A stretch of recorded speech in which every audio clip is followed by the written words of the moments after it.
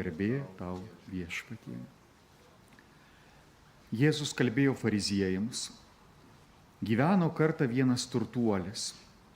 Jis vilkėjo purpuru bei ploniausią drobę ir kasdien ištaigingai puotaudavo. O prie jo rūmų vartų gulėjo votimis aptekęs Elgeta vardu Lozorius.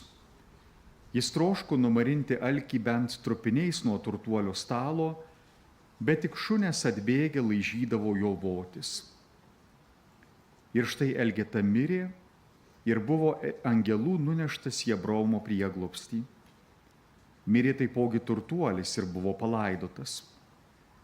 Atsidūręs pragaro kančiose, turtuolis pakėlė akis ir iš tolo pamatė Abraomą ir jo prieglobstyje Lozorių. Jis sušuko: Tėve Abraomai, pasigailėk manęs. Atsiųsk čionai Lozorių, kad suvilgęs vandenyje galą piršto atvėsintų man liežuvį. Aš baisiai kenčiu šioje liepsnoje. Abraomas atsakė: Atsimink, sūnau, kad tu dar gyvendamas atsiėmei savo gyvybės, o Lozorius tik nelaimės. Todėl jis susilaukė paguodos, o tu kenti. Be to tarp mūsų ir jūsų žioji neperžengama bedugnė, ir niekas panorėjęs iš čia negali nueiti pas jus, nei iš ten persikelti pas mus. Tas vėl tarė: Tai meldžiu tave, tėve, nusiųsk jį bent į mano tėvo namus. Ašgi turiu 5 brolius, tegul juos įspėja, kad ir jie nepatektų į šią kančių vietą.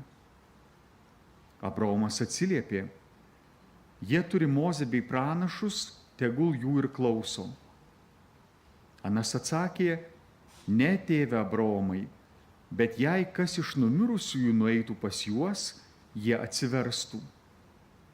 Tačiau Abraomas tarė: Jeigu jie neklauso Mozės nei pranašų, tai nepatikės, jei kas ir iš numirusių prisikeltų.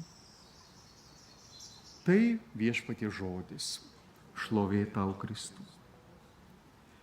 Melskimės dabar bendruomenės maldoje ir į kreipinius atsiliepkime: Išklausyk mus, viešpatie.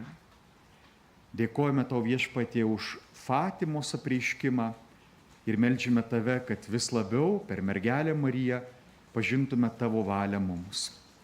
Išklausyk mus, viešpatie. Dėkojame tau, viešpatie, už popiežių Pranciškų, kuris sveiksta ligoje, taip pat ir už visus sergančiuosius, prašydami, kad tavo